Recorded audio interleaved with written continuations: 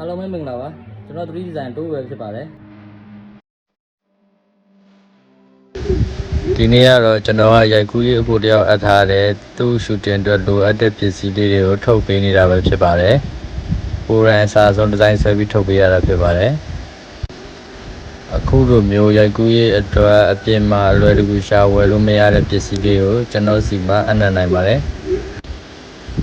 ဒါကတော့ဘယ်နေရာမှာသုံးလဲတော့မသိဘူးပေါ့ခင်ဗျာကျွန်တော် design ဆွဲပေးထားတဲ့ပစ္စည်းလေးပါနောက်မှာလည်း 3D drawing ပြထားပါတယ်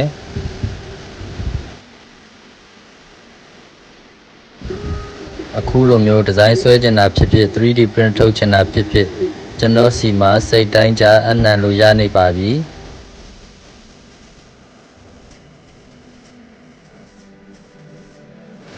ဒါလေးကတော့မနေ့ကထုတ်ပေးရမယ့် order ပစ္စည်းလေးပဲဖြစ်ပါတယ်ခင်ဗျာအဆုံးလေးကြည့်ရှုပြီးတော့အားလုံးကိုကျေးဇူးတင်ပါတယ်နှစ်သက်မှာပျော်ရွှင်ကြပါစေ